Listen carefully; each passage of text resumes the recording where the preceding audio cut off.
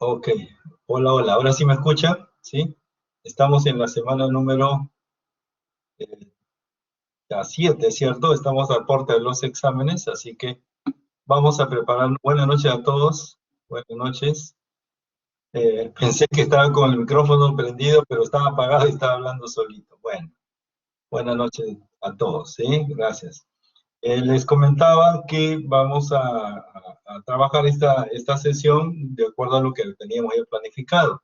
Sí, se está produciendo en este momento una reunión y he tenido que salir. Buenas noches a todos, porque tenemos pues las clases que tienen que avanzar, ¿de acuerdo? Se están dando los lineamientos para el examen parcial. Así que terminada la clase, seguro escucharé el video que se ha grabado para ver cuáles son las instrucciones finales. Por lo tanto, el examen, o sea, las características del examen y todos los lineamientos lo vamos a conversar la siguiente sesión con ustedes el día miércoles, ¿ya? El día miércoles conversaremos sobre el examen y, claro, haremos ejercicios de repaso. Por lo pronto, vamos a abocarnos a lo que teníamos planificado, es decir, completar lo que es el inicio o la introducción al diseño en flexocompresión, ¿ya? Bien, vámonos entonces a compartir la pantalla, ¿cierto? Sí, ahí estamos. Permítanme un segundo. Ya, ok. Ahí estamos. Y habíamos trabajado nosotros anteriormente, pues, lo que es el diseño en flexión, perdón, diseño en flexocompresión. Teníamos estas características de los elementos, ¿cierto? Sobre todo pensando en una columna corta. Característica importante de este tipo de columna, ya que lo que lo caracteriza es la carga axial, ¿cierto? La carga axial en el centroide. Por lo tanto, no hay deformación, ¿no? No se toma en cuenta eso. Es un caso ideal, por cierto, ¿no? Porque estamos hablando de que si no existe el momento, pues la carga será netamente axial. La realidad es que sí, pues tenemos una excentricidad que tomar en cuenta y adicionalmente eso, la deformación interna del elemento, ¿no? Sin embargo, para llegar ahí vamos a ir progresivamente, ¿ya? Progresivamente. Hemos visto cómo se puede determinar el valor, ¿no es cierto?, de la carga ideal para una columna que trabaja con sus cargas axialmente, ¿no? O sea, netamente axial, no hay momento. De todas maneras, esto pues nos va a permitir acercarnos progresivamente. Y habíamos encontrado esta ecuación que está también en la norma, ¿cierto? Y podemos claramente distinguir la carga axial ideal, que es esto que está entre corchetes, ¿cierto? Y a partir de ello, pues las características de este elemento, ¿sí? A ver, permítanme un segundo, tenemos una consulta, o es que no se ve. De hecho, no, así es. La pregunta de Miguel dice, si flexocompresión va a entrar al examen, no, definitivamente no va a entrar. O sea, tenemos solamente flexión, ¿cierto? Flexión. Estamos hablando desde, bueno, la teoría que hemos hecho en la introducción hasta diseño de losa armada en una dirección, ¿de acuerdo? Hasta allí, ¿ya? Este tema lo estamos avanzando y tenemos que continuarlo porque, como ustedes comprenderán, la semana número 9, que deberíamos trabajar este tema, vamos a dedicarlo a revisar el examen, ¿no es cierto?, que ustedes ya han consignado, ¿sí? Y obviamente nos va a quitar un poquito de tiempo, esa es la idea, ¿no? Así es, ¿ya? Bueno, todo lo que sea flexocompresión, estamos hablando, vamos a revisar las unidades, mejor nos vamos por unidades, ¿cierto? Hasta la unidad número 2, ¿cierto? Hasta toda esta unidad, número 2, ¿no? Hasta aquí, ¿ya? Toda la unidad número 2, ¿sí? La unidad número 2. La unidad número 3, que corresponde a diseño en flexocompresión, que le hemos comenzado en la clase pasada, eso no ingresa, ¿no es cierto? Ustedes me dicen semana 5, yo les diría, la semana 6 hemos visto diseño de losa armada en una dirección, o sea, eso también ingresa, o sea, por eso prefiero que se entienda por unidad, ¿está bien? Por unidad, no por semana, porque la semana 6 fue partida, ¿no? ¿Está bien? Fue partida, ¿ya? La semana 6 tuvo una parte de lo que es la unidad número 2, losa armada en una dirección, que sí forma parte, y iniciamos flexocompresión, que hoy día vamos a continuar, ¿ya? Entonces, para que tengan mayor claridad, unidad número 2, ¿sí? Unidad 1 y unidad 2 es el parcial, ¿ya? Muy bien. Bien, vamos a regresar entonces al tema. Eso significa entonces que nosotros ya hemos trabajado esta característica, ¿no es cierto?, de la condición en la cual tenemos una carga axial ideal, ¿no es cierto? La hemos minorado por 0.8, dado que naturalmente sabemos que esa idealización no es tan certera, y luego tenemos un valor de phi para 0.7 porque tenemos, sustancialmente nosotros trabajamos con estribos, ¿no? Rara vez trabajamos con un suncho o espiral, pero si hubiera que trabajar o diseñar una columna que es circular, habría que emplear el phi 0.75, ¿ya?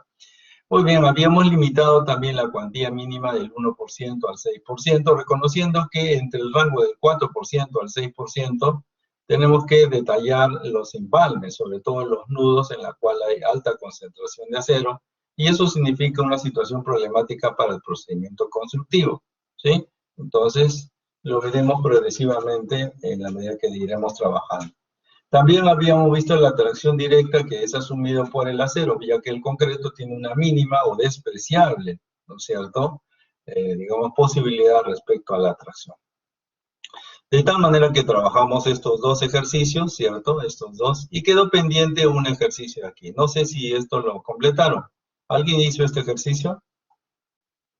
Señores, ¿alguien se animó a hacer este ejercicio?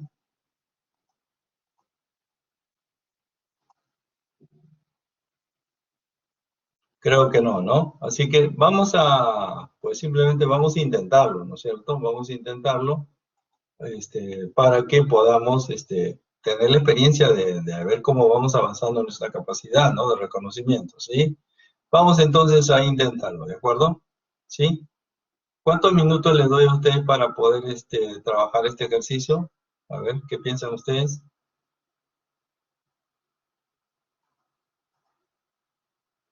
¿5 minutos o 10 minutos? A ver qué piensan. ¿Cuántos minutos pueden resolver? 10 minutos, de acuerdo, vamos.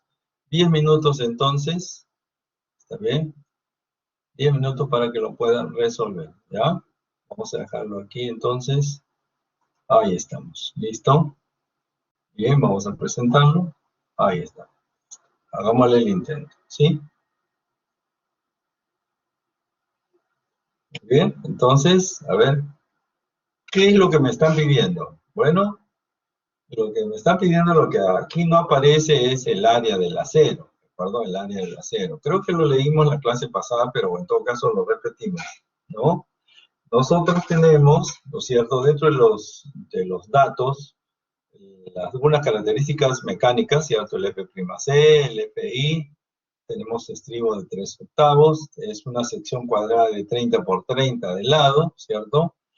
Y tenemos una carga muerta, estamos hablando de los agentes externos, ¿no? 40 toneladas, carga viva 28 y sismo más o menos 25, ¿no? De tal modo, entonces, lo que me están pidiendo es, bueno, si bien es cierto, nos piden finalmente hacer un esquema del armado, lo lógico es que antes se encuentre el área del acero. ¿Está bien? Eso me están pidiendo. A ver, tienen 10 minutos, señores, para ver cómo plantean ese ejercicio, ¿ya? Corre el tiempo, entonces. A ver, vamos a ponerle el guito de musiquita, entonces. Un segundito. Un momentito, entonces, para darnos un espacio aquí, ¿ya? Un segundito, nada más. Ajá.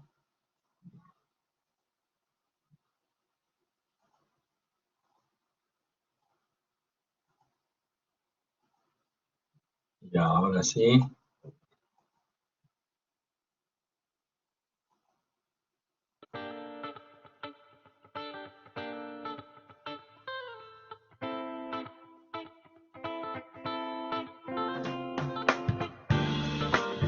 Ahora sí, 10 minutos, señores.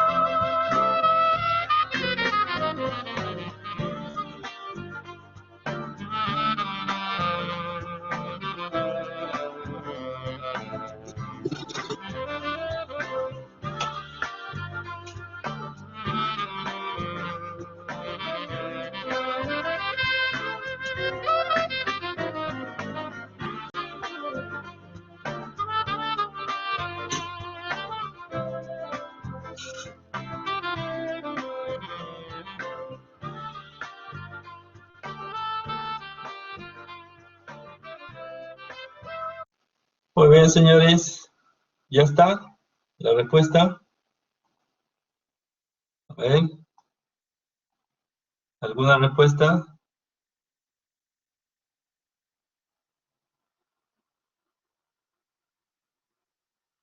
Muy bien, lo vamos a resolver entonces. Si no lo han hecho, bueno, lo vamos a resolver, lo vamos a plantear, pero la solución la van a dar ustedes, ¿ah? ¿Sí? Muy bien. A ver, vamos a interpretarlo primero, ¿ya? Lo que les dije en esencia es que aquí tengo las características de la columna, ¿cierto? Las características de la columna y aquí tengo las cargas externas, ¿de acuerdo? Es decir, de aquí debo hallar P sub U y esto es el P sub N, ¿no es cierto? Y dado que la norma me dice, ¿no es cierto? La norma me dice que phi por P sub N tiene que ser mayor o igual a P sub U en su condición mínima, entonces el phi P sub N, ¿no es cierto?, tiene que ser por lo menos igual a P sub U. ¿Por qué hago esta relación? Porque este valor de P sub U que tengo acá a la derecha lo voy a sacar de aquí, de las distintas combinaciones, ¿no es cierto? De las distintas combinaciones, por un lado. Ahora, de este lado, ¿qué es lo que tenemos? Bueno, recuerden ustedes que habíamos trabajado que el valor de P sub 0n representa, ¿qué cosa? 0.85 del F'C por el área del acero, perdón, el área geométrica menos el área del acero, más el Fi por el área del acero, ¿cierto? Si a esto nosotros lo multiplicamos por 0.8, aquí también por 0.8. Aquí lo que obtendremos no será otra cosa que el P nominal. Y si yo lo multiplico por phi, ¿no es cierto? Aquí obtendríamos ¿qué cosa? El PU, ¿de acuerdo? Así. De tal modo entonces que tengo esta condición de aquí igual a la de abajo, ¿ya? Ahora, en la parte inferior, o sea, las combinaciones de carga me da el PU, ¿de acuerdo? Tengo este dato de aquí. Esto lo puedo obtener de esta expresión de las combinaciones y aquí esta expresión de esta expresión de aquí, ¿qué es lo que me falta o qué es lo que tengo, ¿no es cierto? Vamos primero por lo que tengo. El phi 0.7, 0.8, 0.85, el F'C lo tengo. El área, aquí está, 30 centímetros de lado, lo tengo.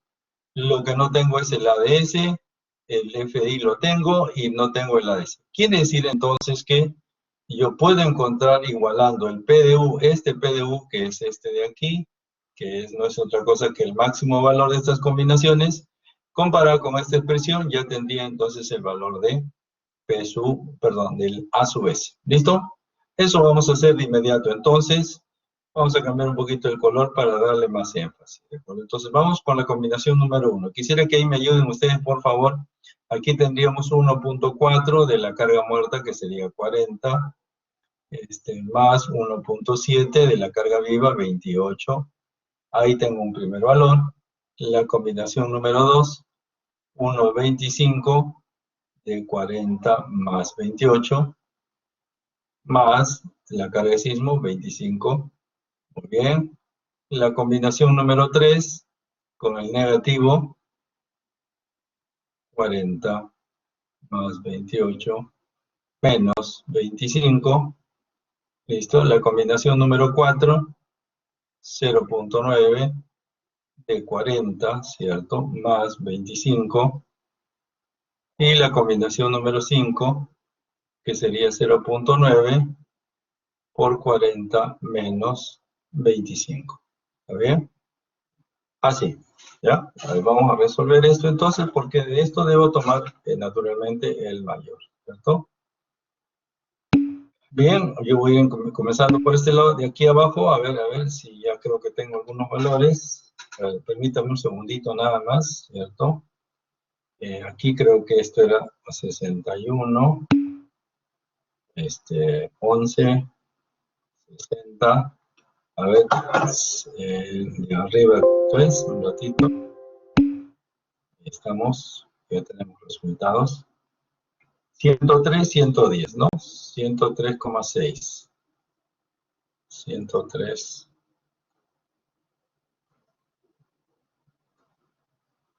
Ya, 103,6. Bueno, vamos a cambiarle.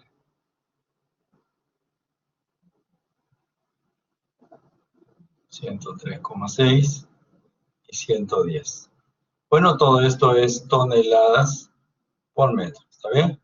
Y de aquí, como hemos dicho, tomamos el mayor. PU entonces representa el máximo valor 110 toneladas, ¿de acuerdo? Ahí está, ese es nuestro máximo valor. Ahora nos vamos a la parte superior, entonces ya tengo aquí, lo voy a anotar, 110, ¿no es cierto? Bueno, las unidades también de todas maneras. Y aquí a mi derecha, ¿qué es lo que tengo? Tengo 0.7, vamos a ir anotando, 0.7 por 0.8, ¿de acuerdo? Paréntesis, 0.85, F'C, 210. Aquí tenemos el área, que sería 30 al cuadrado, menos el ADS, que no lo tengo, más 4.200 por el ADS. ¿Está bien? Así. Ya está. Ahora vamos a resolver esto. No nos olvidemos, señores, tengan mucho cuidado que esto de aquí, pues es 110 toneladas, pero en realidad sería 110 por 10 a la quinta kilogramos, ¿de acuerdo? Tener cuidado con esto de acá, ¿ya? Repito, entonces estas 110 toneladas de aquí, ¿no es cierto? Esto será 110 por 10 a la 5, perdón, estoy hablando, por 10 por 10 a la quinta, vamos a borrar esto. Ya, vamos a cambiarlo. Por 10 a la quinta kilogramos. ¿Está bien? Así, listo. Entonces ya podemos determinar el valor del área del acero, ¿cierto? A ver, esa tarea se la dejo a ustedes. El ADS, que representa el área del acero de la columna.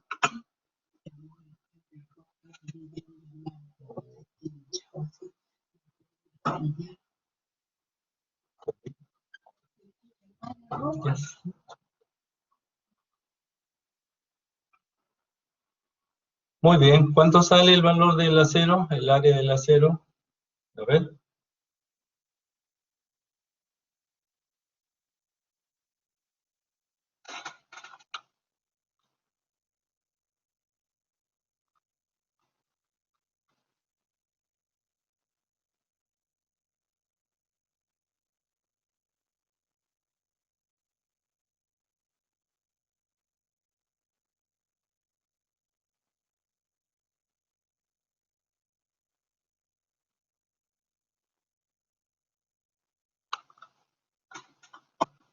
¿Listo? Señores, ¿cuánto salió?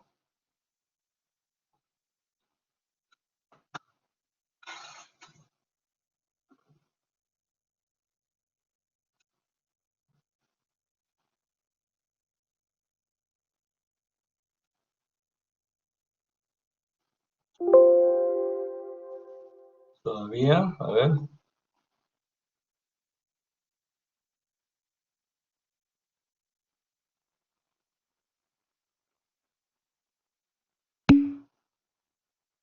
Ujú. 10 al cubo, ay, perdón, sí, creo que tiene razón, a ver, kilogramos, claro, pues,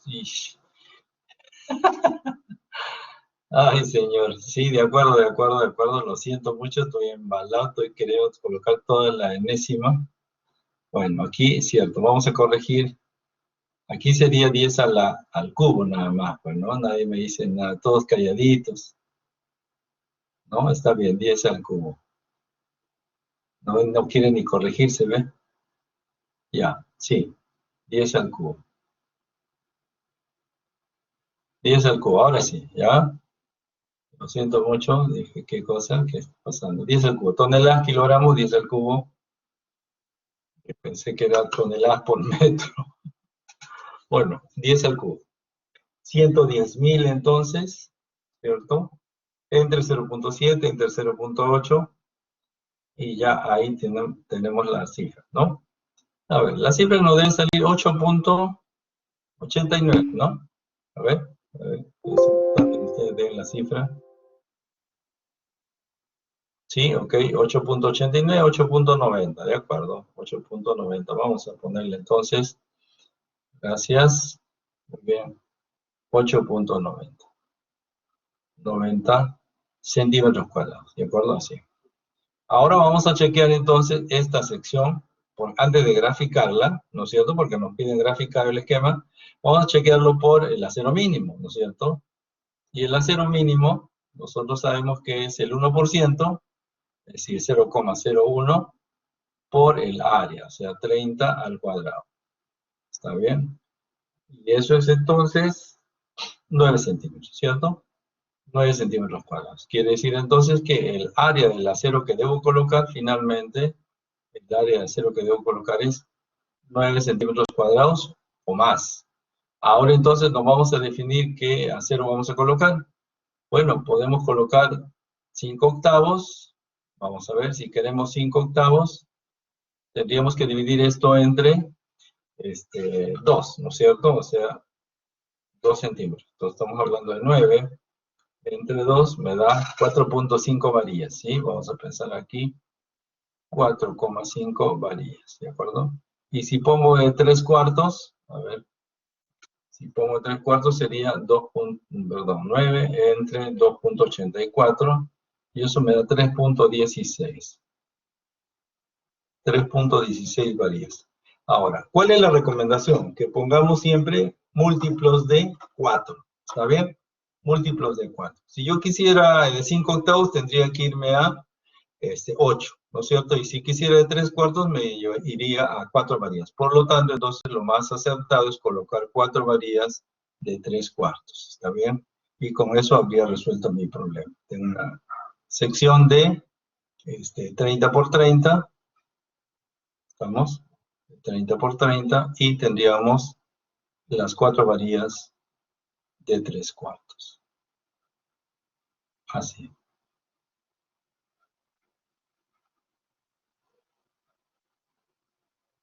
Y con esto habríamos resuelto nuestro pequeño problemita. ¿Listo, señores? ¿Alguna inquietud, alguna duda?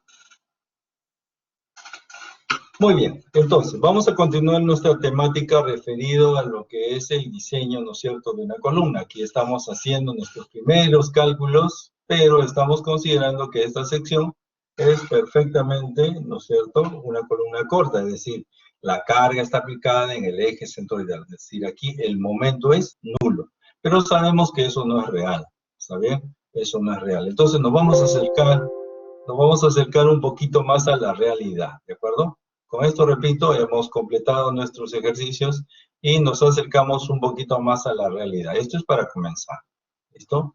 Vamos entonces al siguiente nivel, es decir, necesitamos reconocer entonces que existe una carga excéntrica.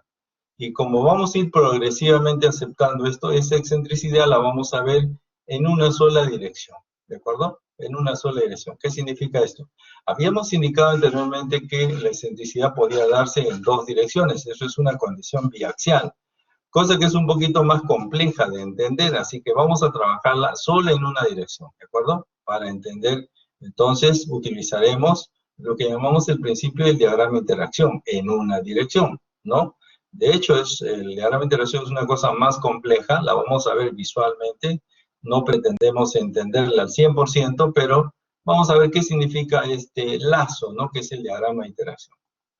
Bien, vamos a pasarnos entonces de una columna corta a una cargada excéntricamente. Entonces vamos a aceptar ya de plano que nosotros vamos a tener un momento.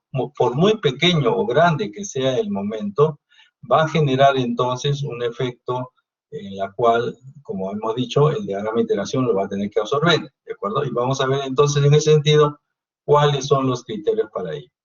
Vamos a encontrar lo que es la falla balanceada. ¿Qué es una falla balanceada? Ya lo sabemos, ¿no es cierto? Cuando tanto el concreto como el acero fallan al mismo tiempo. Y eso hemos planteado nosotros, ¿qué cosa? Un diagrama de deformaciones que vamos a hacer bajo el mismo principio en las vigas, lo vamos a plantear en las columnas. Solo que en este caso, a diferencia de las vigas, en las vigas no teníamos carga axial, ¿cierto? No teníamos carga axial. En este caso, vamos a añadir la carga axial.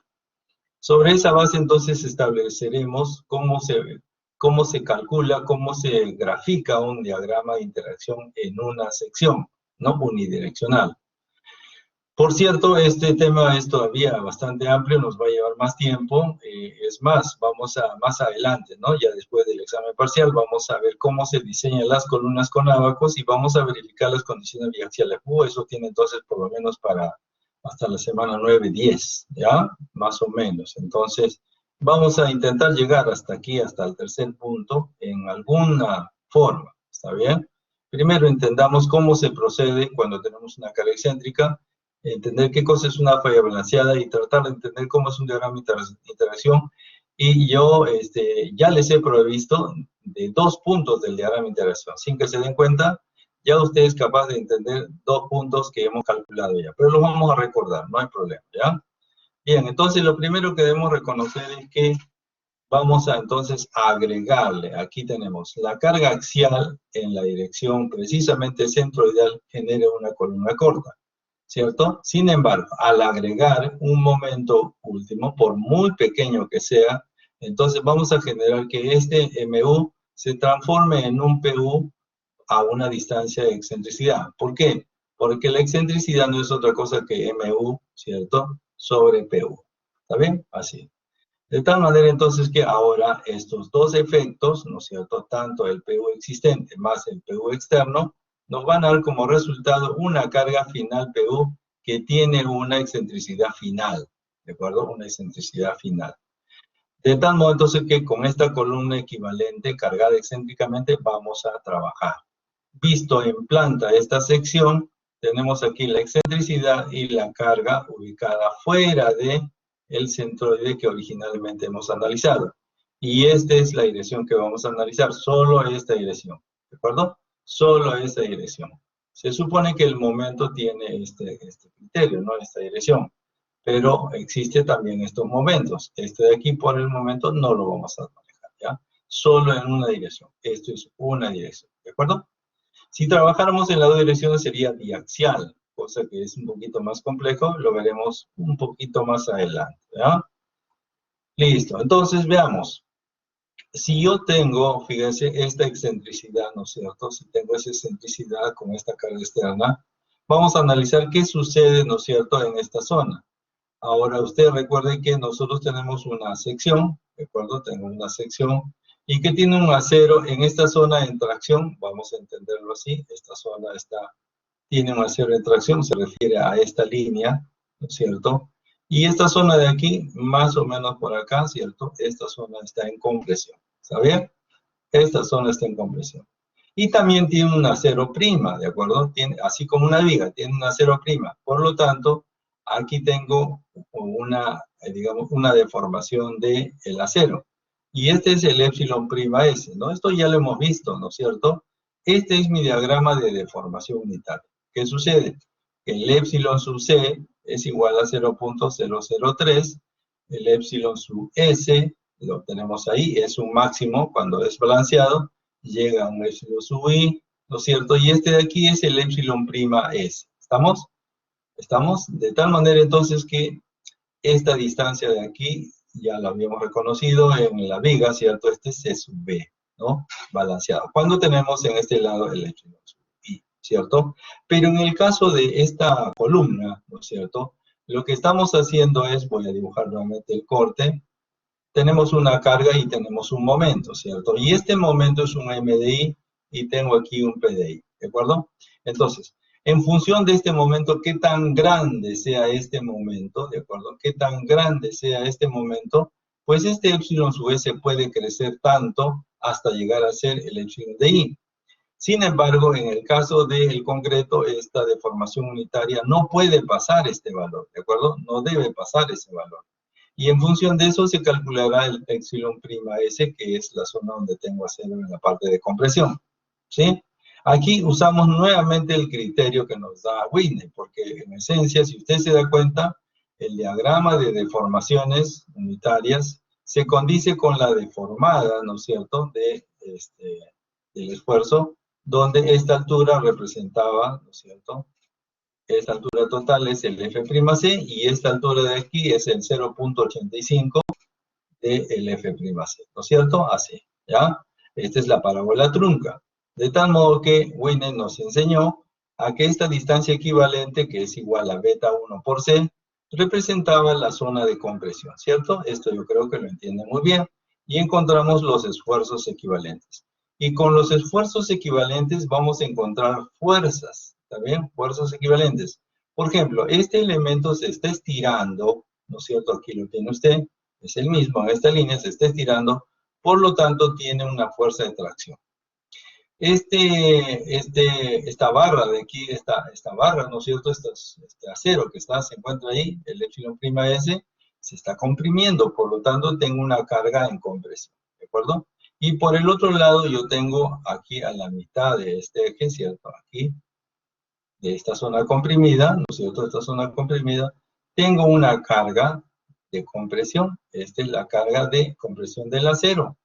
Y tengo el PU, ¿de acuerdo? Así. De tal manera entonces que yo podría realizar entonces a efectos de una sumatoria de PI, ¿de acuerdo? Una sumatoria de PI. ¿Y esto qué representa? El P último, ¿de acuerdo? Así, el P último o el P nominal, como quiera verlo usted, ¿ya?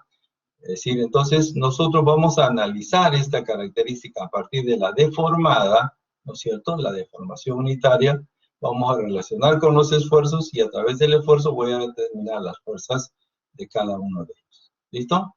Eso es lo que vamos a estudiar para comprender un poquito la característica. Si nosotros colocáramos la carga precisamente en el centroide plástico, si colocáramos aquí, ¿no es cierto?, este PDU, lo que tendríamos sería una deformada constante, por ejemplo, una epsilon de esta manera, ¿no?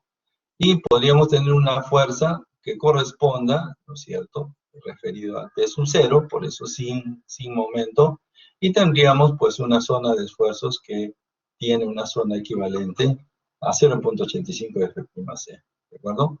Pero nosotros no vamos a considerar esa carga, sino vamos a considerar una línea en la cual vamos a dividir el efecto, ¿está bien? Una línea que va desde esta circunstancia, vamos a chequearlo para que veamos y recordemos nosotros que cuando nosotros trabajábamos con la característica de la falla balanceada, aquí la vamos a reconocer, la falla balanceada, ¿qué cosa es?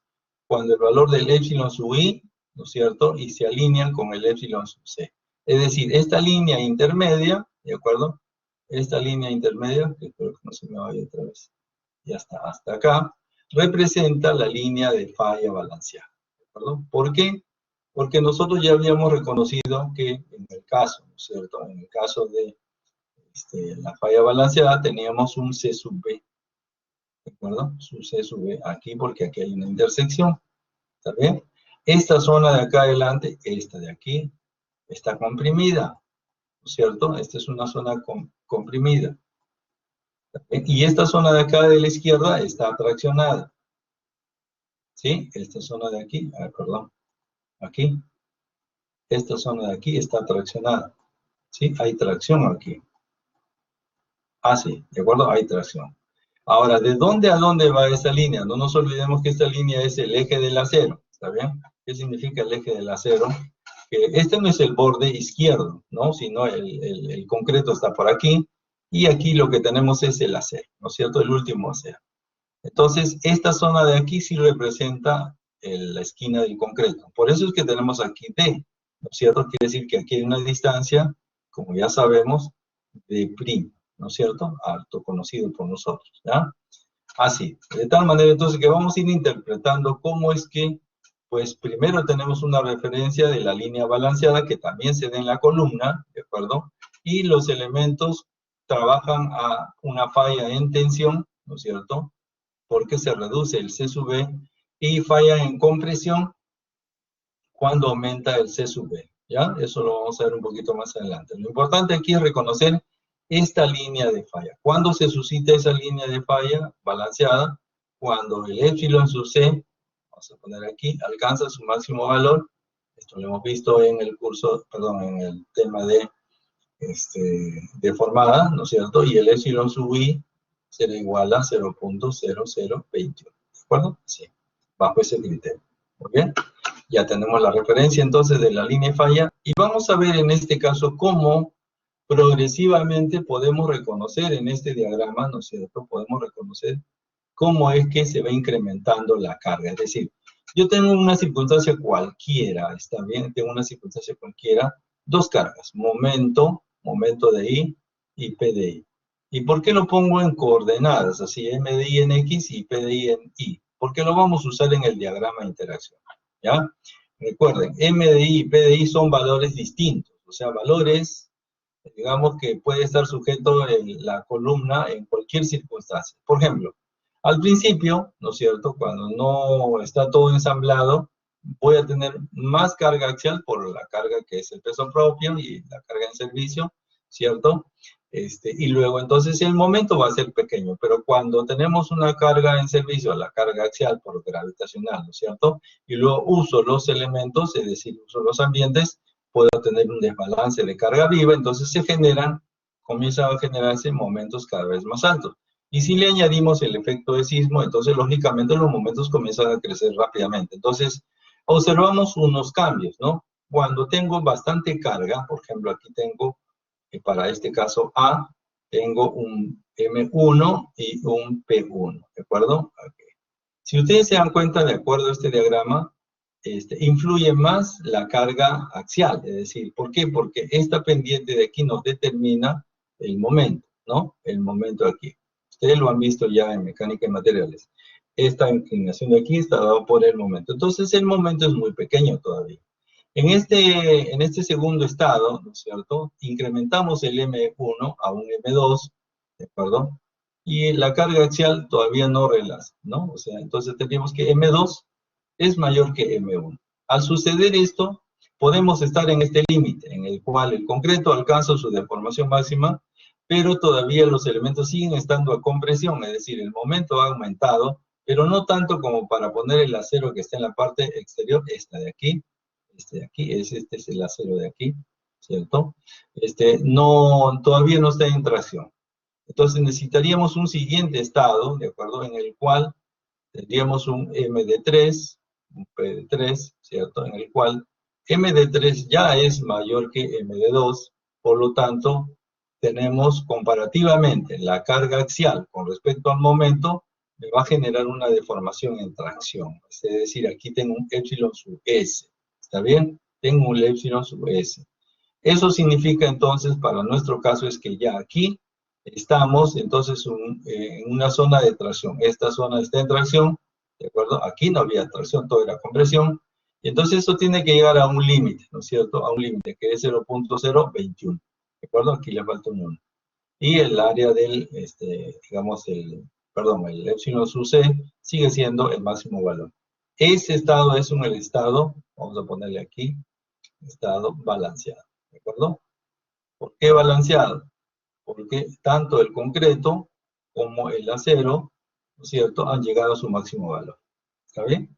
Así. Entonces, si ustedes se dan cuenta, aquí tengo un caso en que tengo un M4, un P4, ¿cierto?, donde el M4 ya es incidental, es máximo, es mayor que el M3, ¿sí? Así. ¿Qué quiero demostrar con esto? Que la columna, ¿no es cierto?, esta columna que podríamos simbolizarla, pues muy simple, ¿no?, una de, por ejemplo, 6 varillas, ¿cierto? 6 varillas. Y lo que estamos viendo es esta dirección, ¿no es cierto? Lo estamos mirando así. Aquí tendríamos el acero 1, el acero 2 y el acero 3, ¿no? Esto de aquí, 0,1, el acero 2 y el acero 3. Eso es lo que estamos mirando, ¿ya? ¿Qué quiere decir con esto? Que la columna puede estar sujeto en determinado momento a una carga predominantemente axial, o con momento, pero puede ir creciendo la carga de momento de volteo hasta que, digamos, llegamos a un límite, ¿de acuerdo? O sea, todo ese proceso, tanto de ida como de vuelta, porque también puede ser descargado, y entonces tenemos menos acción de momento. Entonces, eso es lo que nos demuestra que la columna va a trabajar en un sentido o en otro sentido, dependiendo de la carga axial y el momento aplicado. Eso es lo que tenemos que analizar, ¿de acuerdo? De tal manera, entonces, que lo que va a suceder en la práctica es lo siguiente, fíjense, lo que va a suceder es lo siguiente. Si nosotros tuviéramos un diagrama en la dirección X con el momento, ¿de acuerdo?, y en la dirección vertical, ¿cierto?, con la carga axial, entonces vamos a tener un valor ideal, ¿se acuerdan ustedes? De P sub 0n, tener un valor de P sub n, que es multiplicado por 0.8, y un valor P sub u, que es multiplicado por phi. En la parte inferior también tenemos dos valores, ¿cierto? T sub n y T sub u. La pregunta es, ¿qué sucede aquí a la derecha? Si yo tengo un valor de m y un valor de p, pues tengo lo que sucede, una coordenada, ¿cierto? Una coordenada ahí. De mi, esto es un mi PDI, ¿cierto? Esa coordenada. Entonces nosotros podríamos encontrar un lazo, está bien, un lazo así, en el cual incluya todas estas combinaciones que hemos encontrado aquí. Todas estas combinaciones pues son muchos más puntos, ¿cierto? Muchos más puntos, muchos más puntos, que me permitirían entonces demostrar que esta columna es capaz, ¿no es cierto?, de absorber todos estas combinaciones. Eso es lo que pretende, y esto corresponde a un diagrama de interacción en una dirección, ¿de acuerdo? Eso es lo que vamos a ver a continuación. Sin embargo, como ustedes comprenderán, este trabajo corresponde a la necesidad de reconocer que las deformaciones, ¿sí? Fíjense, en todos los casos, las deformaciones nos van a llevar a relacionar con las fuerzas, ¿está bien? Aquí no es esfuerzo, sino las fuerzas. Así. ¿Qué significa esto? Es que yo tengo una relación de un acero, de una sección A a B, ¿cierto? El máximo valor que voy a encontrar aquí, el epsilon sub 1, bueno, en este caso sería epsilon sub 3, ¿de acuerdo? Este sería el epsilon sub 2. Deben estar preguntándose por qué le llamo así. Porque tengo el acero 1, el acero 2 y el acero 3, ¿de acuerdo? Entonces, el área del acero está relacionada con su deformación.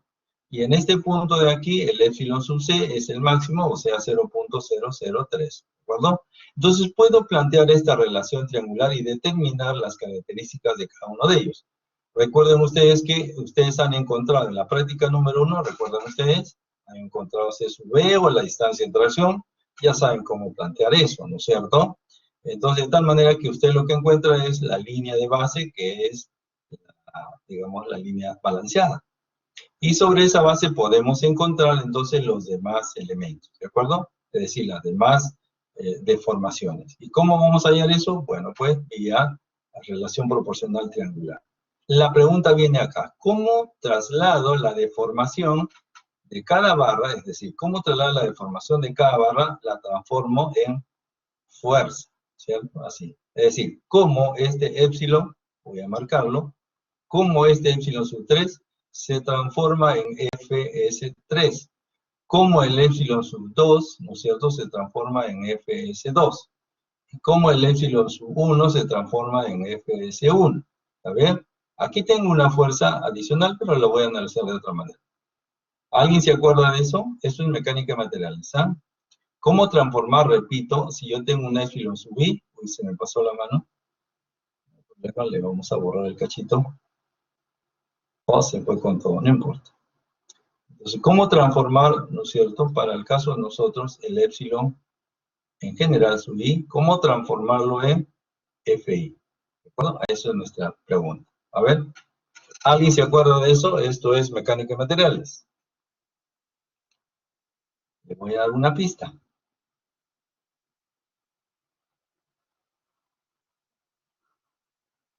¿Se acuerdan de esta tangente? Y le voy a dar otra pista. ¿Ya estamos? Ahí. Esas dos pistas le puedo dar. ¿Muy bien? A ver. Bien, estamos reconociendo nada más el soporte, ¿cierto? Esfuerzo de formación, de acuerdo, de acuerdo. Veamos entonces, ¿cómo lo vamos a relacionar? Bien, en este primer caso, o sea, en esta primera parte, nosotros reconocemos que el módulo de elasticidad, ¿de acuerdo? Esto es mecánica de materiales, el módulo de elasticidad era igual a ¿qué cosa? Si en el eje X teníamos el epsilon y aquí teníamos el esfuerzo, ¿cierto? Esto vendría a ser la tangente, ¿no? Que sería el cateto opuesto, que es sigma, y sobre el cateto adyacente, que es epsilon, ¿cierto? Así que podríamos considerar que epsilon por E es igual a sigma. ¿Pero qué cosa es sigma? Esfuerzo. ¿Y qué cosa es esfuerzo? Fuerza sobre área. Entonces, fíjese, de aquí yo lo que puedo deducir es que la fuerza es igual a ¿qué cosa? Al epsilon sub i por el E, el módulo de elasticidad del material, por cierto, por el área. Pero, ¿de qué área me están hablando? Bueno, aquí está. Esta área y esta área. O sea, eso es el ADS. De tal manera, entonces, que yo puedo encontrar cualquier fuerza F sub I simplemente multiplicando el epsilon sub I por el módulo de elasticidad del acero, que sabemos que es 2 por 10 a la sexta, por el área del acero. ¿Cuál es esa área del acero? Aquí lo tenemos, ¿no es cierto? Aquí lo tenemos, ¿sí? Es así, entonces, que podemos encontrar el FS1, el FS2 y el FS3. Ahora me falta el otro. Esta fuerza de compresión, esta de aquí que estoy marcando, ¿cómo se calcula esta de aquí? Esto lo hizo Whitney, ¿ah? O sea, que no nos sorprenda. Y es más, le voy a dar su bloque. ¿Cierto? Así. ¿Cómo calculó Whitney eso? Bueno, el FDC, dijimos qué cosa era.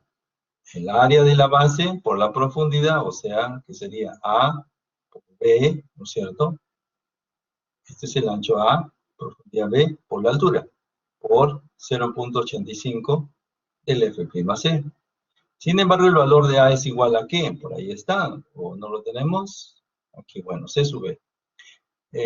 Si yo tengo C sub B, entonces puedo hallar el A. El A vendría a ser beta 1 por el C, ¿no es cierto? C sub B balanceado. De tal manera que el FC va a ser igual a beta 1 por el C sub B por B por 0.85 del F'.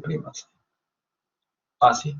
Y ya con esto tendría entonces todas las posibilidades para encontrar los FI. ¿Y por qué quiero los FI? A ver, ¿por qué quiero los FI? Porque la sumatoria de los FI, la sumatoria de fuerzas verticales, puedo plantear que la sumatoria de fuerzas verticales es igual a cero, la sumatoria igual a cero no, sino es igual a la resultante, y la resultante es el PU, ¿de acuerdo? Es el PU. Y ese es el elemento que participa aquí, ese es el elemento que participa aquí, ¿no? Es en el eje X. Por lo tanto, si yo tengo, ¿no es cierto? Si yo tengo el P, vamos a poner P sub U balanceado, entonces yo voy a tener esta característica de este punto de aquí. Voy a cambiarle de nombre, perdón, de color para que se vea mejor. Entonces, si yo quiero calcular este valor de aquí, esto le corresponde a un valor que es P sub N balanceado. Y aquí voy a tener entonces, ¿no es cierto? Que voy a tener aquí un MN balanceado. ¿Está bien? Quiere decir entonces que aquí lo único que me falta es realizar. Entonces vamos a realizar aquí. ¿Qué vamos a realizar? La sumatoria de momentos respecto al centro. Y eso me va a dar, ¿qué cosa? El M, en todo caso, para este caso, U balanceado. ¿Ya? Puede ser MN balanceado también. Eso es lo que vamos a hacer y eso corresponde a nuestra característica del diagrama de interacción. Aquí, esas características que estamos reconociendo, ¿no? En la parte superior tengo el P sub 0N, tengo el peso nominal, perdón, el P sub N y tengo por aquí el P sub U, no está graficado, pero podemos tener aquí el P sub U. De la misma manera, aquí tendremos el P sub N, el P sub U, y aquí vamos a tener la condición en la cual tengo el balanceado del M y el balanceado de la carga, ¿cierto? A esto le vamos a añadir dos puntos más, ¿ya? Para que podamos reconstruir esto. Aquí tengo un punto y aquí tengo otro punto, ¿de acuerdo? Así, esos dos puntos los vamos a construir. Entonces tengo el punto número 1, a este se le llama el punto número 1, este de aquí abajo es el punto número 2, valores que ustedes ya lo saben calcular, ¿sí? Esto es, repito, estos dos valores ya lo saben calcular, esto es el P sub 0N, el P sub N y el P sub U, eso representa el punto número 1. Y el punto número 2, ¿qué cosa es? Sabíamos calcular el T sub N y el T sub U, ¿cierto? No, T sub U. Esto ya lo hemos calculado, ¿sí? Lo que estamos pretendiendo analizar es entonces cómo calcular este punto número 3. Y este es el en la condición balanceada, ¿de acuerdo? Aquí claramente se nota. Cuando esta expresión, ese delta S es igual a delta DI, y cuando el S1 sub C es igual a 0.03. Ese sería el punto número 3. Aquí tendríamos el punto número 4, ¿de acuerdo? Y el punto número 5, así. Y con esto ya nos permitimos poder trazar, fíjense, lo voy a hacer de una manera todavía muy, como le diría yo, muy grosera, todavía muy rudimentaria, pero tendríamos esta línea, ¿no es cierto? Aquí, así, ¿no es cierto? Ahí. Y ya podríamos conectarla, ¿no es cierto?, a los puntos que nos faltan. Aquí. Así. Este es el diagrama de interacción. Como tenemos acá el diagrama de interacción, ¿no?, de una sección con refuerzo simétrico. ¿Ya? Eso es nuestro objetivo. ¿Qué vamos a ganar con esto? Porque la intención también es reconocer y hacerlo, pero también ver qué cosa es lo que vamos a aprovechar de esta circunstancia. Bueno, lo primero que vamos a reconocer es que si tengo esta zona balanceada, voy a reconocer que todo lo que se encuentre por encima de falla por compresión, y todo lo que funciona debajo de esta fallan por tracción. ¿De acuerdo? ¿Sí? Entonces, todos los elementos que están por debajo de esto, o sea, las combinaciones de carga, nos permiten una falla por tracción, y todas las combinaciones que están de este lado nos permiten una falla por compresión. ¿Sí? Eso es lo que tenemos que reconocer entonces para el diseño de una columna. Y esto es una alternativa para el diseño de la verificación del diseño de una columna vía diagrama de interacción. Eso es lo que vamos a intentar ahora realizar con los 3 puntos principales. Para ello, entonces, vamos a utilizar este ejemplo. En este ejemplo nos dice que determinemos el diagrama de interacción uniaxial, ¿no es cierto?, para una columna de 25 por 50 que tiene 6 varillas de 3/4. ¿Está bien? Nos estamos refiriendo a esta sección de aquí. Si el F'C es de 210 kilogramos por centímetro cuadrado, tiene un FI de 4200, un recubrimiento de 4 centímetros y tiene estribos de 3/8. ¿De acuerdo? Eso. Entonces, este procedimiento que hemos seguido aquí, lo vamos a realizar en un ejemplo para construir este diagrama. Claro, de hecho nos va a tomar bastante tiempo, no lo vamos a poder terminar el día de hoy, pero vamos a comenzarlo para que lo tengamos ya en mente. Y a las próximas clases podremos completar el diagrama y ustedes ya van a poder hacer una idea cómo se construye ese diagrama. Este problema o digamos, este tema no va a ingresar en el examen parcial definitivamente, pero sí es parte de la siguiente práctica, ¿ya? Eso con toda certeza. Es diagrama de interacción, o sea, construir un diagrama de interacción es una pregunta, por lo menos para decir una fija en la práctica número 2, ¿no? El examen final no lo sabemos, pero por lo menos en la práctica sí de toma, ¿ya? Así que vamos a aprender a construirlo poco a poco, ¿no es cierto? No tenemos que correr, pero sí tenemos que ir entendiéndolo progresivamente, ¿ya? Muy bien, señores. Entonces, este es nuestro ejercicio y nos vamos para allá. No vamos a terminarlo, ya lo sé, pero vamos a, digamos, iniciar, por lo menos. Muy bien. Yo sé que hasta ahorita no se entiende mucho y vamos a ver que poco a poco lo vamos a entender mucho más. Lo que les estaba explicando hace un momento es que el diagrama de interacción no es solamente una línea, ¿no?, como aparece aquí. Es una superficie realmente, ¿no? Esta superficie es como si tuviéramos una malla, ¿no? Una malla alrededor de un eje que gira, ¿no es cierto? Y esta línea de color azul, esta que ven aquí, ¿no es cierto?, es parte del borde, ¿no? Este borde de aquí, ¿no? De tal modo entonces que tenemos esa línea de color azul o esta verde, que es la malla superior, es el diagrama, ¿no es cierto?, de interacción tridimensional, ¿no es cierto?, digamos, para una columna nominal. Y la que está abajo, la de color morado, ¿no es cierto?, esta de que está al fondo, esta es el diagrama de interacción último tridimensional para una sección específica, ¿no? Entonces, se puede, digamos, todo caso visualizar, ¿no? Pero no es muy, digamos, didáctico, porque no lo entenderíamos mucho, ¿ya? Nosotros vamos a trabajar solamente con el plano XY, esta línea de base, ¿de acuerdo?, y esta línea vertical, y entonces vamos a intersectar este plano XY, por llamarle así, con esta volumetría, y al intersectarla lo que vamos a encontrar es una línea, esta de aquí, esta línea de aquí, ¿no es cierto? Así, entonces nosotros vamos a trabajar un caso de estos aproximadamente, ¿no? Entonces, ¿qué quiere decir? Que voy a tener una línea, un diagrama de interacción nominal, que es este borde externo, y tengo una línea de interacción, diagrama de interacción de diseño o última, que es esta parte interna, ¿de acuerdo? Así, ¿ya? Externo e interno. Muy bien. De tal manera entonces que vamos a reconocer esto, que nos va a llevar un poquito de tiempo, pero vamos a trabajar. Aquí hay muchos más detalles que revisar, pero vamos por lo más elemental, ¿de acuerdo? Lo más elemental. Y habíamos dicho que para encontrar los valores del eje Y, habíamos considerado la excentricidad cero, es decir, el ideal, ¿no es cierto? Y luego ya le vamos aplicando, aquí le ponen n sub 0, pero en realidad es p sub 0 n, phi, p sub 0, y 0.8 phi, 0, p sub 0 n, ¿no? Para el último, ¿ya?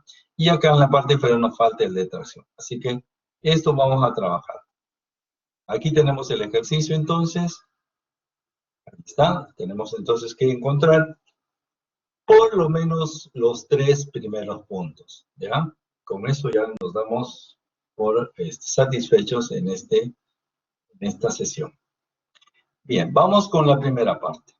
Los puntos 1, 2 lo debemos reconocer fácilmente. ¿Por qué? Porque el punto 1 y el punto 2 corresponden a las cargas máximas ideales que recibimos, ¿cierto? ¿Se acuerdan? El P sub 0N o P sub 0 es 0.85, el F'C, el área de la sección menos 6 veces, ¿cuántas varillas tengo? 6 varillas de 284, que es el área 0 de la 3 cuartos, y más 4600 por el área de la 0, que son 6 varillas de 3 cuartos, ¿cierto? Si efectuamos esta operación nos va a dar 291,65 toneladas. Eso es el P sub 0, o sea, la línea de borde del nominal. Y el P sub U representa este valor multiplicado por dos factores. El phi, que es 0.7, y el 0.8, que es la condición para pasar de ideal a nominal. ¿Sí? Eso nos representa entonces 163,32. Estos dos puntos representan el punto 1, ¿no? ¿Cuál es el punto 1? Este punto que se encuentra acá arriba. Punto 1 y punto 1', por llamarle, ¿no? Aquí hay dos valores. Y en la parte inferior, aquí abajo, ¿no es cierto? Aquí abajo tengo también dos cifras. Si este es el nominal, el de diseño está más adentro, ¿de acuerdo? Está más adentro. De tal manera que entonces, el punto número 2, tenemos el T sub n, que es, ¿qué cosa? El área del acero, que son 6 varillas de 3 cuartos, ¿cierto? 2.84 por el FI 4200. Esto es 71,57 toneladas, ¿de acuerdo? Sin embargo, esto es el T sub n. El T sub u representa el phi por este valor de 71,57, por lo tanto tengo 64,41. Así entonces ya hemos colocado nuestros dos primeros puntos, el punto 1 y el punto número 2. ¿Listo? ¿Alguna duda, alguna inquietud, alguna pregunta? Hasta el momento todavía se entiende. ¿Sí? Muy bien. Vámonos entonces a continuar. Entonces, repito, estamos encontrando los puntos aquí de referencia. Voy a ponerlos para que no nos olvidemos, ¿cierto? ¿Qué estamos encontrando? Aquí voy a colocar entonces, un poquito más de grosor, ya hay. Entonces, lo que tengo aquí es este punto, ¿no es cierto? Es el punto número 1, aquí tengo el punto número 2, ¿bien? El punto número 2, aquí tengo el punto número 1, ¿sí? Y ahora vamos a buscar esta característica, el punto número 3. ¿Sí? El punto número 3, ¿ya? Este punto de ahí, es el que vamos a encontrar. El punto número 1 tiene el axial puro, ¿cierto? Que está aquí, y luego tiene el P sub U por aquí, ¿cierto? Así, está esos dos puntos. Y el tracción pura lo tengo aquí, pero aquí tengo el T último, ¿cierto? El T último. Aquí, ahí está. ¿Qué es lo que va a suceder en realidad? Nosotros estamos trabajando con, primero, el nominal, ¿no es cierto? A ver, vamos a darle un poquito de color aquí. Este caso de aquí, ¿no es cierto? Es el nominal, ¿sí? Vamos a tratar de seguirle la huella. Este es el nominal, ¿cierto? ¿Sí? Ahí. Ese es el nominal. Sin embargo, nosotros queremos también el último, y el último tiene un paralelo, así. Más o menos. Así. ¿De acuerdo? Así. Entonces, este es el nominal y este es el último. ¿Ya? Para eso son esos dos puntos. ¿Listo? Vamos ahora entonces digamos, encontrar el punto número 3, pero el punto número 3 tiene dos coordenadas. Si ustedes se han dado cuenta, en el eje X tengo el momento balanceado y en el eje Y tengo el P balanceado. Así que si yo necesito hallar el punto número 3, tengo que calcular el MB, ¿no es cierto? PB. Eso es lo que tengo que buscar. Sin embargo, ya hemos reconocido que el PB, ¿qué cosa es? La sumatoria de las fuerzas FI. ¿Y qué cosa es el MB? Pues es la sumatoria de los MI. ¿Está bien? Así. ¿Y qué cosa es el MI? El F de I por la distancia I. ¿Listo? Así. ¿Ya? Eso es lo que vamos a trabajar a continuación.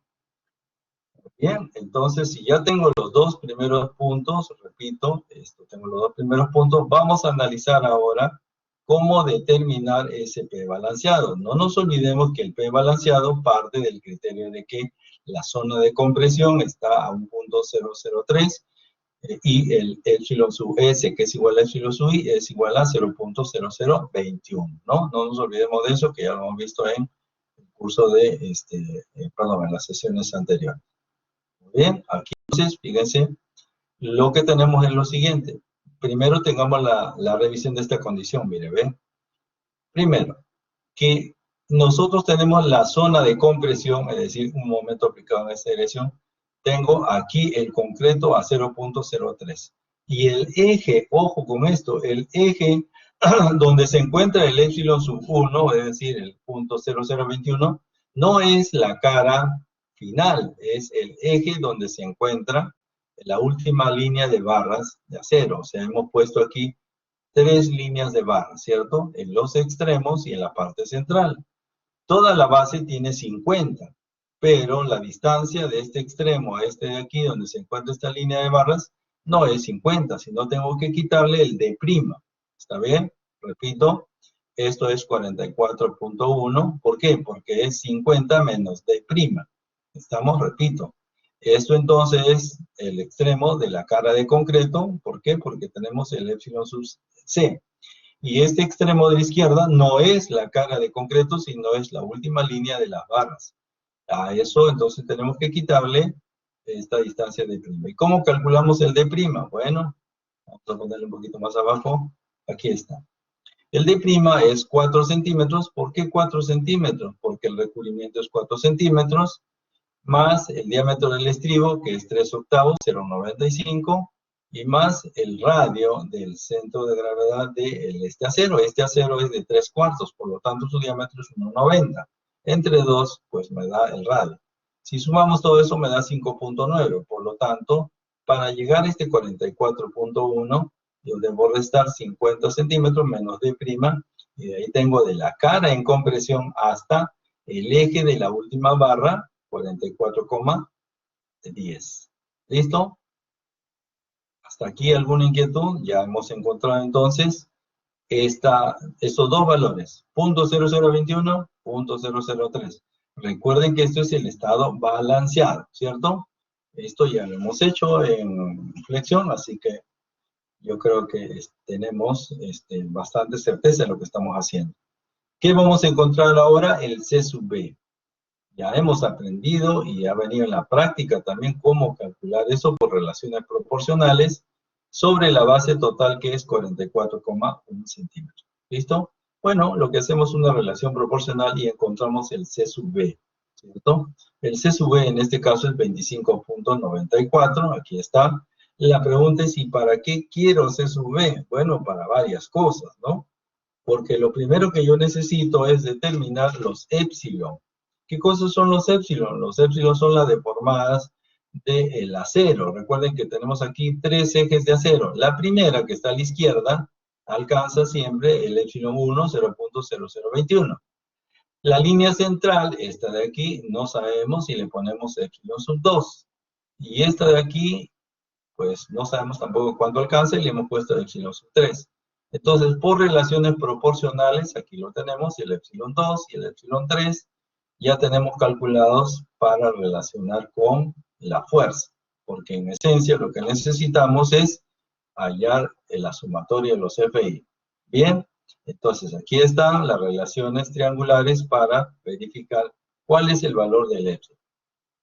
Por otro lado, reconozco que A sub B, es decir, si tengo C sub B, la zona comprimida, es decir, lo vamos a ver en un momentito, la zona del recuadro, es A, que es beta 1 por C sub B. 0.85 por 2594, aquí lo tengo, ¿cierto? Eso es 2205, lo emplearemos en un momentito más. Bien, vamos por los FI, o sea, cada una de estas barras que tienen esa deformación, pues tienen una fuerza, y esa fuerza ya lo habíamos detectado que era en función de AS por el epsilon, y por el módulo de elasticidad del acero. Bien, la primera línea de acción, que es esta línea de aquí, ¿sí? Fíjense, tiene dos varillas de 3/4, aquí está, dos varillas de 3/4 por 284, su epsilon corresponde a 0.0021, ahí está, por el valor de E, 2 por 10 a la 6. Y eso me da entonces 23,85 toneladas en tracción, porque este elemento está yéndose para arriba, en tracción. ¿Listo? El F2, una vez que yo tenga el F2, es decir, no es otra cosa que 2 por 284, el área del acero, porque también es 284, multiplicado por su deformación, que es bastante pequeñita, ¿cierto? Fíjense, son 3 decimales y 1 recién viene, multiplicado por el epsilon, y eso será negativo porque está en la zona de compresión, 1.22 negativo. Igual hacemos con el F3 es epsilon sub 3, pero este epsilon sub 3, fíjense, es un valor que está muy cercano a 0.003, ¿cierto? Porque está muy cercano, ¿no? Si usted le evalúa, le va a salir el valor de, aquí está, 0.002317, ¿está bien? Repito, el epsilon sub 3 le va a salir un valor de 0.002317. Muchos alumnos cometen el error de colocar ese valor directamente aquí y no lo analizan. La pregunta es, ¿por qué si salía 0.0023 yo le he puesto 0.0021? A ver, ¿por qué si salía la deformada 0.0023 yo le he puesto 0.0021? Regreso entonces a mi gráfico que les había hecho yo anteriormente, ¿cierto? Aquí. Y les dije que les iba a ayudar. Acá está. Había hecho un gráfico adicional, ¿cierto? Aquí está la razón. Recuerden ustedes que, aquí, recuerden ustedes que esto de aquí era también epsilon con el esfuerzo. Y este esfuerzo era FI, ¿cierto? FI. ¿Qué quiere decir? Que aun cuando el FS sea mayor que el FI, sigue siendo FI. ¿Está bien? Por lo tanto, ¿qué sucede en este caso? ¿No? En este caso, si el valor del epsilon 3 sale mayor que 0.021, no puede pasarse de ese valor. ¿Está bien? No puede ser mayor que ese valor. Por lo tanto, aquí tenemos que corregir. Es como si tuviéramos un FS mayor que el FI. No puede haber, porque la norma dice el máximo valor será FI. Todo lo que esté por encima fluye. Exactamente eso. Bien, entonces el epsilon sub 3 va a ser realmente cambiado por 0.0021. Aquí el producto me da entonces negativo 23,85. Pueden realizar la operación. Y me falta solamente el FC. Ahora sí, vamos a visualizar aquí abajo un ratito. Tengo este diagrama en realidad, F1, F2, F3 y me falta el FC. ¿Qué es el FC? El FC no es otra cosa que la zona de compresión, que tiene un ancho de 2205 porque es el valor de A.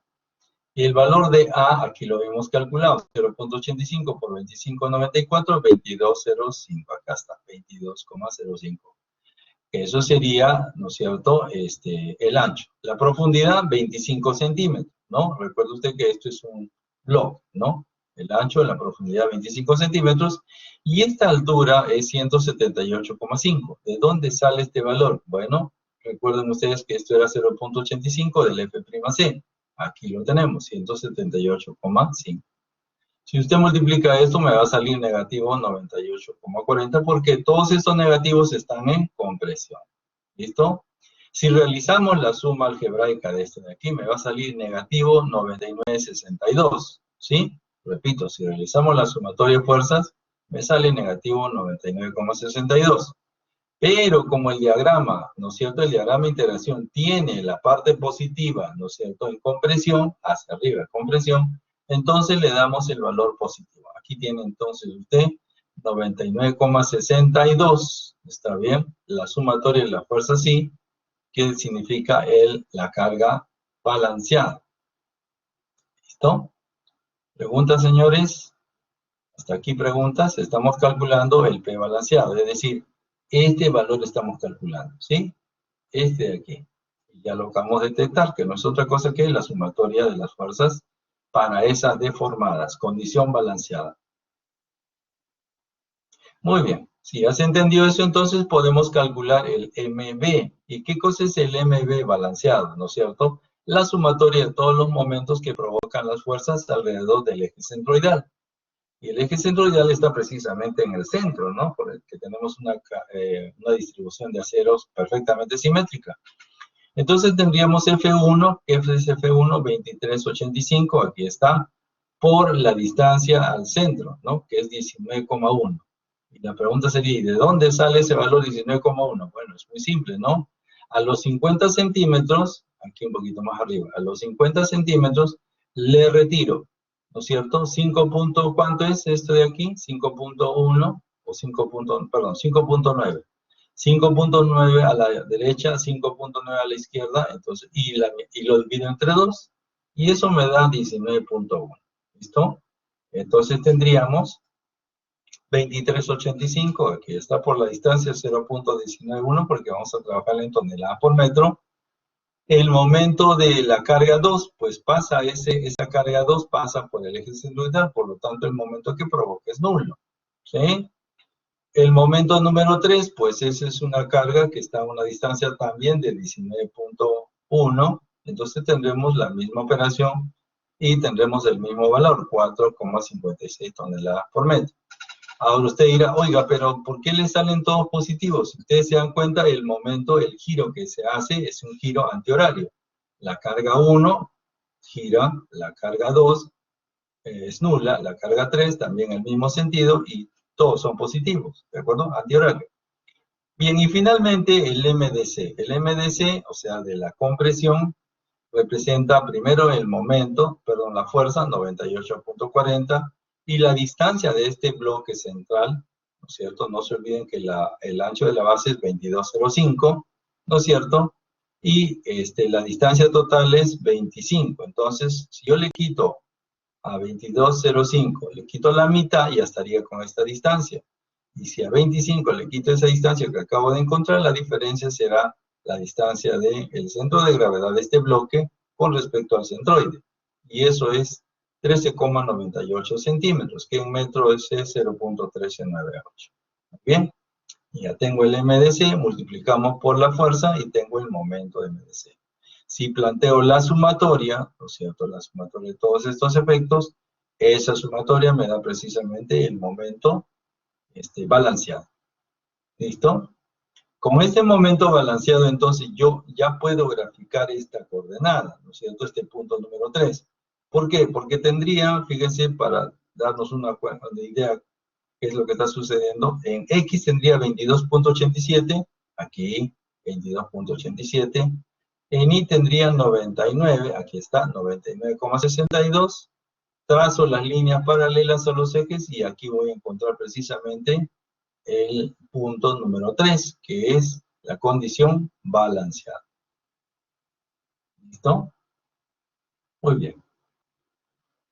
Espero que se haya entendido un poquito esto. Vamos a regresar las próximas semanas porque necesitamos afianzar esto. No hemos terminado todavía, nos falta el punto número 4, el punto número 5 y lo haremos progresivamente. No quisiera avanzar más, ¿está bien? Para que esto pues no se quede solamente en la primera parte, ¿no? Necesitaríamos mucho más tiempo para los otros puntos, así que lo vamos a hacer en la siguiente sesión. ¿De acuerdo?